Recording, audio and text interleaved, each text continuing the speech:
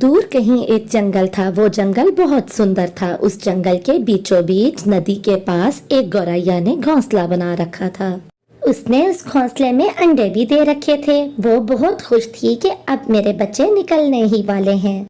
मेरे बच्चों को अंडों में से निकलने में कुछ ही दिन रह गए हैं। ऐसा करती हूँ, बहुत सा खाना जमा कराती हूँ ताकि कई दिन तक मुझे घोंसले से बाहर ना जाना पड़े। ऐसा कहते हुए वो अपने होने वाले बच्चों के लिए ढेर सारा खाना जमा करने के लिए निकल पड़ती है। मुंह अंधेरे निकली हुई गौरैया रात गए तक खाना जमा करती रहती है और रात को जब उसके पास बहुत सा खाना जमा हो जाता है तो वो वापस अपने घोंसले की तरफ आ जाती है। वो तो बहुत खुश थी कि अब उसको कई दिन तक अपने बच्चों को खाना खिलाने के लिए बाहर जाने की जरूरत नहीं पड़ेगी। बस मेरे बच्चों, अब तुम लोग जल्दी से अंडों में से बाहर आ जाओ। हमारे पास ढेर सारा खाना भी जमा हो गया है और हम खुशी खुशी यहाँ रहेंगे और खाना भी खाएंगे। लेकिन बेचारी गौरैया क्या जानती थी कि वहाँ बैठी एक चील नन्हे नन्हे बच्चे निकलने का हर वक्त सपना देखती रहती है। अरे अब तो मुझे सपनों में भी गौरैया के बच्चे नजर आते हैं। कब होंगे उसके बच्चे और मैं उनको मजे ले लेके खाऊंगी। अब इंतजार नहीं होता। इसी तरह से कुछ दिन बीत जाते हैं और फिर एक दिन गौरैया के प्यारे प्यारे से 4 बच्चे हो जाते हैं। गौरैया ने जितना खाना जमा करके रखा था वो उन्हें कुछ दिन तक तो खिलाती रहती है, लेकिन कुछ दिन तक उसे लगता है कि खाना खत्म होने पे है और अब उसे दोबारा जाके और खाना लेके आना पड़ेगा। मेरे प्यारे बच्चों, जितना खाना मैंने जमा करके रखा था वो अब खत्म हो गया है। ये आखिरी खाना है जो तुम खा रहे हो। अब तुम यहीं अपने घोंसले में ही रहना, कहीं बाहर ना चले जाना। मैं तुम लोगों के लिए खाना लेके अभी आती हूँ। बस इतना कह के वो अपने घोंसले से उड़ जाती है। बच्चों को घोंसले में अकेला छोड़ के वो उनके लिए खाना लाने के लिए निकल पड़ती है। चील जो कई दिनों से नजर जमा के बैठा हुआ था उसको तो मौका मिल जाता है। तुरंत से उड़ता हुआ वो बच्चों के पास आ जाता है।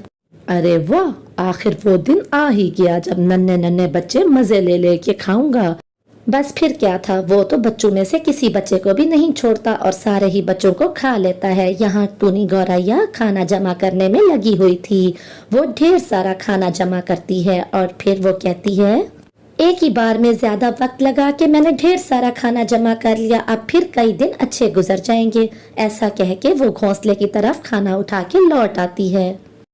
जैसे ही वो अपने घोंसले की तरफ आती है उसकी तो आंखें खुल जाती हैं। उसका कोई भी बच्चा वहाँ नहीं था। बच्चों, तुम कहाँ गए? मेरे प्यारे बच्चों, तुम किधर हो? ए ऊपर वाले, ये क्या हो गया मेरे बच्चों के साथ? मैं अपने बच्चों को किधर ढूंढूं? मुझे कुछ समझ नहीं आ रही। मेरे बच्चों के साथ क्या हुआ? इतने में चील वहाँ आके बैठ जाती है और गौरैया उसे देख के पूछती है, अच्छा तो वो तुम हो? तुमने मेरे बच्चों को खा लिया तो तुम मेरे बच्चों को खा गई। तुम ऐसा कैसे कर सकती हो? वो कितने छोटे थे अभी, तुम उन्हें क्यों खा गई? अरे बस कर, मैं यहाँ पर तेरी फजूल बातें सुनने नहीं आया। मैं तुझे ये बताने आया हूँ कि तेरे बच्चे मेरे पास सुरक्षित हैं। अब तू वो करेगी जो मैं तुझे कहूँगा अगर तू अपने बच्चों को जिंदा देखना चाहती है। अगर मंजूर है तो बता, वरना तेरी मर्जी। क्या मेरे बच्चे जिंदा हैं? तो मुझे बताओ, मुझे क्या करना होगा? मैं अपने बच्चों के लिए सब कुछ कर सकती हूँ। तू मेरे लिए खाना लाया करेगी। जब तक मेरा पेट भरा रहेगा तेरे बच्चों को कुछ नहीं कहूँगा, वरना तेरे बच्चों से ही अपना पेट भरूंगा। लेकिन मैं कैसे खाना ला सकती हूँ? मैं एक छोटा पक्षी हूँ और आप बड़ी पक्षी हो। मैं आपके लिए खाना कैसे लाऊं? ये तेरा मसला है, मेरा नहीं। मैंने तुझे बात बता दी है। ऐसा कहते हुए चील वहाँ से उड़ जाता है। मैं हिम्मत नहीं हारूंगी, कुछ भी हो मैं उसके लिए खाना लाऊंगी। अपने बच्चों के लिए मैं आखिरी सांस तक लड़ूंगी। ऐसा कहते हुए गौरैया दुखी दिल के साथ वहाँ पर चील का खाना लाने के लिए उड़ जाती है। वो मार्केट में जाती और वहाँ से बचा कुचा मांस जो भी उसको मिलता उसको एक टोकरी में डाल लेती और वो टोकरी उठा के वो चील के पास ले आती। इसी तरह से कई दिन बीत जाते हैं। वो बचा कुचा मांस इकट्ठा करती है और आके चील को दे देती है। एक तो बच्चों की जुदाई का दुख और दूसरा इतनी मेहनत करने के बाद जब रात को वो अपने घोंसले में जाती है तो बहुत थक के चूर हो चुकी होती है और वो अपने घोंसले में जाके सो जाती है। लेकिन उसे नींद तो फिर भी नहीं आती। सारी रात उसे बच्चों का ख्याल आता रहता है। इसी तरह से समय बीतता गया। कई दिन हो गए अपने बच्चों को देखे हुए। अब मैं आज चील के लिए जब मांस लेके जाऊंगी तो चील से बात करूंगी कि एक बार मुझे मेरे बच्चे दिखा दे। बस बहुत हुआ, आज तो मैं अपने बच्चों को देख के ही रहूंगी। ऐसा कहते हुए चिड़िया वहाँ से उड़ जाती है। वो सीधा वहाँ से जाती है चील के लिए खाना लाने। चील के लिए खाना ले आने के बाद वो चील के पास आकर बैठ जाती है। ठीक है, तूने मुझे दे दिया ना खाना, अब तू जा यहाँ से। बैठी क्या है, देख क्या रही है मेरी तरफ, जा यहाँ से। कई दिन बीत गए हैं, आपके लिए खाना इकट्ठा करके ला रही हूँ। आज मुझे मेरे बच्चों को एक बार दिखा तो दें। क्या बोली तू? तुझे किसने जुर्रत दी? तुझे किसने बोला कि तू इस तरह से कह मुझसे? तेरे बच्चे जिंदा हैं, यही काफी नहीं है? मैंने ऐसी तो कोई बात नहीं की, मैं सिर्फ एक बार अपने बच्चों को देखना चाहती हूँ। आप मुझे एक बार मेरे बच्चों को दिखा दें। नहीं, बिल्कुल नहीं। जैसा चल रहा है वैसे ही चलने दे वैसा ही, वरना तेरे बच्चों को खा जाऊंगा। अपने बच्चों को जिंदा नहीं देखना चाहती तू? गौरैया बेचारी निराश होकर वहाँ से उड़ती हुई वापस अपने घोंसले में आ जाती है। वो नदी के पास जाके बैठ जाती है और रोने लगती है। कितने दिन हो गए मेरे बच्चों को देखे हुए, पता नहीं मैं इस जीवन में अपने बच्चों को देख भी पाऊंगी या नहीं देख पाऊंगी। ए ऊपर वाले, मुझे बता मैं क्या करूं, इस दुख का क्या इलाज है। वहीं एक सारस भी आ जाता है। चिड़िया को मायूस देख के वो उसके पास आ जाता है। अरे चिड़िया, तुम बहुत दुखी हो और रो रही हो, बताओ तुम्हारे साथ क्या हुआ है?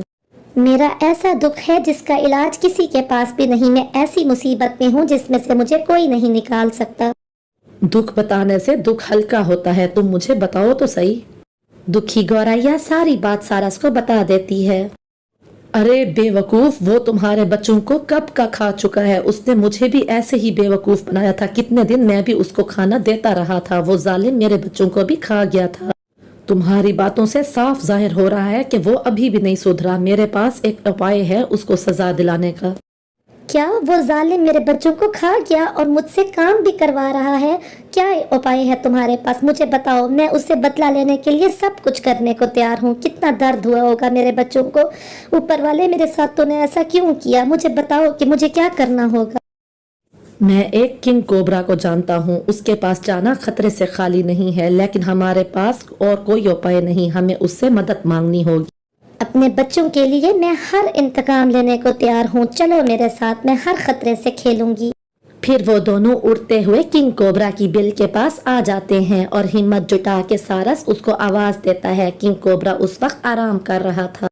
तुम दोनों यहाँ क्यों आए हो? क्या जानते नहीं कि यहाँ पर आना तुम्हारे लिए कितना खतरनाक है? किंग कोबरा जी, हम जानते हैं कि यहाँ आना हमारे लिए खतरे से खाली नहीं, लेकिन हम मजबूर हैं।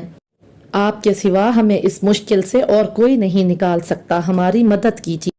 फिर पहले सारस और फिर गौरैया सारी बात जो उनके साथ बीती है किंग कोबरा को बताते हैं और इस मुश्किल से निजात के लिए उससे मदद मांगते हैं।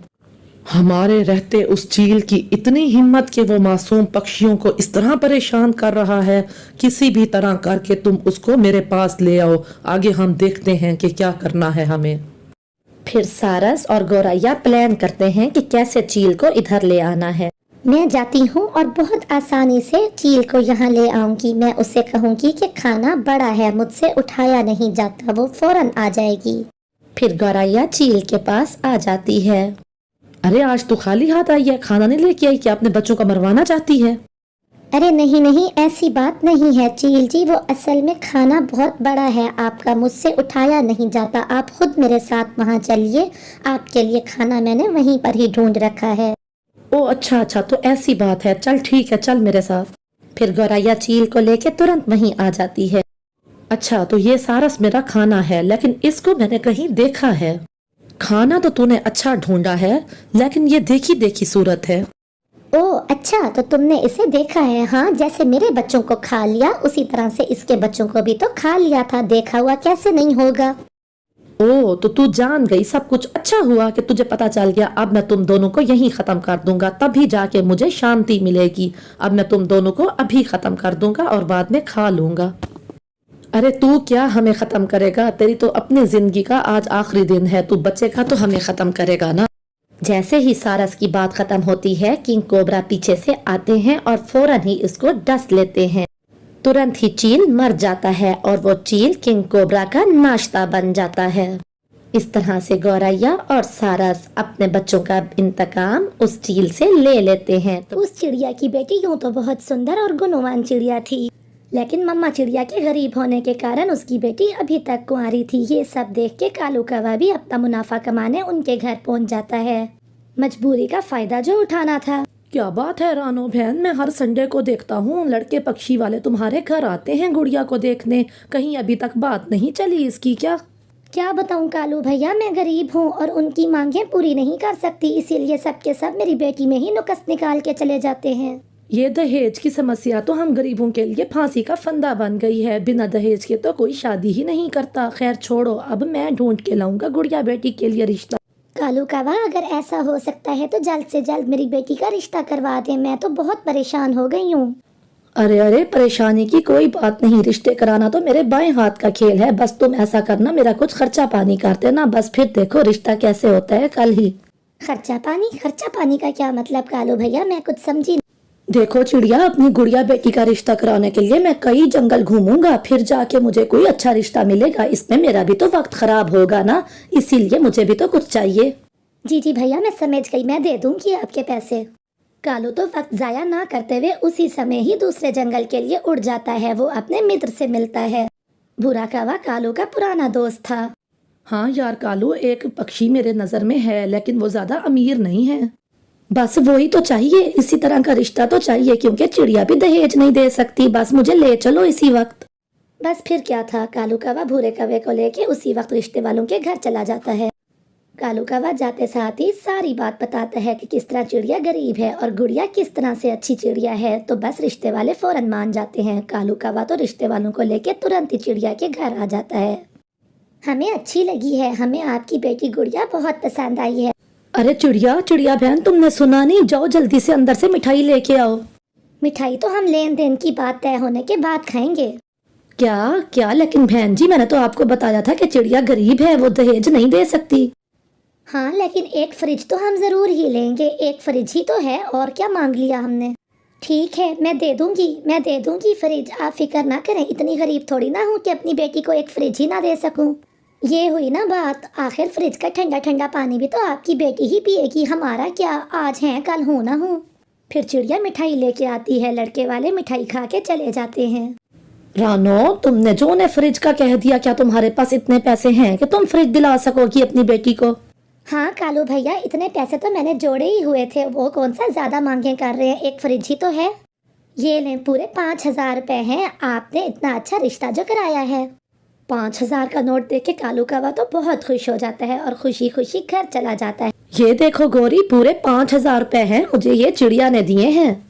कालू, मैं गर्म पानी पी पी के थक गई हूँ, मुझे अब फ्रिज चाहिए। इतनी गर्मी में मुझसे गर्म पानी नहीं पिया जाता। क्या फ्रिज तो बहुत महंगा है, कम से कम 15,000 में आएगा। इतने पैसे कहाँ हैं मेरे पास?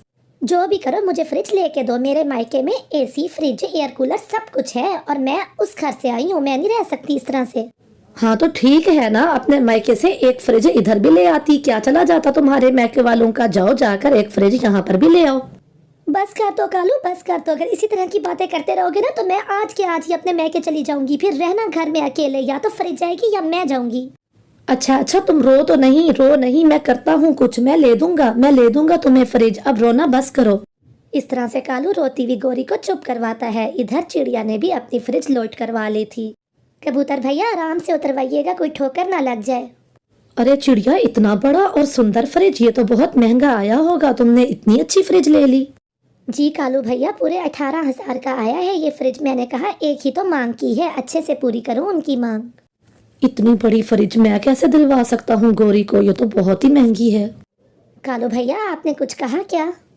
नहीं, मैं ये कह रहा था कि बारिशों का मौसम है, बारिश का कोई भरोसा नहीं, फ्रिज को जल्दी से कमरे में ही रखवा लो। चिड़िया तो बहुत खुश थी, लेकिन कालू वहाँ से जल्दी से उड़ के चला जाता है। वो आगे जाके बैठ जाता है और सोचता है, आज रात का ही समय है, कल तो गुड़िया की शादी है। कुछ कर कालू, कल जो होगा देखा जाएगा, लेकिन मेरी पत्नी को फ्रिज तो मिल जाएगी ना। ऐसा करता हूँ, रात को ही चोरी कर लेता हूँ। शाम ढल जाती है और रात हो जाती है। कालू कौवा तो इंतजार में था। जैसे ही रात होती है, कालू कौवा निकल पड़ता है। वो सोई हुई चिड़िया के घर से फ्रिज चुरा के घर ले आता है। अरे कालू, इतनी बारिश में तुम ये फ्रिज कहाँ से ले आए, वो भी इतना बड़ा? चिड़िया के घर से चुरा के लाया हूँ। उसने अपनी बेटी के दहेज के लिए ली थी ये फ्रिज, और मैं रात उसके घर से चुरा के ले आया। ये तो तुमने बहुत अच्छा किया कालू। फ्रिज तो बहुत बड़ा और अच्छा है, महंगा भी बहुत होगा। मैं ऐसा करती हूँ, इसे झाड़ियों में छुपा देती हूँ। फिर गौरी कवि जंगल में झाड़ियों के अंदर उसको छुपा देती है। हम लुट गए, हम लुट गए, हम बर्बाद हो गए। गुड़िया बेटी फ्रिज कोई ले गया आपकी। मम्मा घर की कुंडी भी टूटी हुई है, मुझे लगता है रात को कोई चोर आया था और चुरा के ले गया। आपके रिश्ते वालों को अब मैं क्या मुंह दिखाऊंगी, वो तो रिश्ता तोड़ के चले जाएंगे। आप मत रोएं मम्मा, हम उनको समझाएंगे, वो हमारी मजबूरी और हमारी बात समझ जाएंगे, आप मत रोएं। अगले दिन मंडप सजा था, चिड़िया की बेटी की बारात आई थी, शादी होने को थी। बहन जी फ्रिज कहाँ है, पहले फ्रिज दिखा दें हमें। वो बहन जी फ्रिज तो मैं लेके आई थी, लेकिन वो राती रात चोरी हो गई। चोरी हो गई का क्या मतलब, मैं सब जानती हूँ, ये बहाने हैं। नहीं बहन जी मेरा विश्वास कीजिए, वाकई ही रात को चोरी हो गई हमारी फ्रिज। मैं सब जानती हूँ, आप लोगों के बहाने, फ्रिज के बिना शादी नहीं होगी। चलो चलें, हम यहाँ से बारात लेके जा रहे हैं। नहीं नहीं बहन जी, आप बारात लेके वापस ना जाए, मैं जाती हूँ, मैं लेके आती हूँ फ्रिज। ऐसा कहते हुए चिड़िया तुरंत ही वहाँ से निकल पड़ती है। वो कबूतर की शोरूम में जाती है, फ्रिज के शोरूम में जाके वो कबूतर से उधार फ्रिज मांगती है। सब्जी की दुकान पे आई हो क्या कि तुम्हें उधार फ्रिज दे दूं? फ्रिज भी कोई उधार देता है? इतना बड़ा आइटम उधार में नहीं मिलता, जाओ यहाँ से। मेरी बेटी की शादी टूट जाएगी कबूतर भैया, मैं आपका 1-1 रुपया चुका दूंगी, मुझे एक फ्रिज दे दें। चिड़िया कबूतर को बहुत समझाती है और बहुत मिन्नतें करती है, लेकिन बहुत मिन्नतें करने के बाद भी कबूतर नहीं मानता। चिड़िया निराश होकर वहाँ से आ जाती है। वो लौट रही होती है कि बारिश शुरू हो जाती है। वो कुछ देर के लिए बाहर बैठ जाती है और रोने लगती है। वो बारिश में बैठ के चिंतित हो रही होती है कि वहीं एक परी प्रकट होती है। चिड़िया मैं सब जान चुकी हूँ कि आप अपनी बेटी की शादी को लेके परेशान हो। आपके लिए ये घास की बनी हुई फ्रिज है, जाओ इसे ले जाओ। बिजली ना खाने वाला ये जादुई फ्रिज दे के परी जी, आपने मेरे ऊपर बहुत एहसान किया है, मैं इसे सारी जिंदगी याद रखूंगी। चिड़िया वो फ्रिज लेके लड़कों वाले के सामने रख देती। आप हमें बेवकूफ़ समझते हो क्या? ये कौन सी फ्रिज है? बहन जी ये घास वाली जादुई फ्रिज है, ये बिजली भी नहीं खाता, आप मेरा यकीन करें। फिर लड़के वाले मान जाते हैं और गुड़िया की शादी हो जाती है। वो दोनों खुशी खुशी अपने घर में रहने लगे हैं और खुशी खुशी अपना जीवन बिताते हैं। कालू शादी तो हो गई और किसी को शक भी नहीं हुआ। आओ चलो अब हम फ्रिज निकालते हैं। हाँ चलो, अब झाड़ियों में से फ्रिज निकाल के घर ले आते हैं।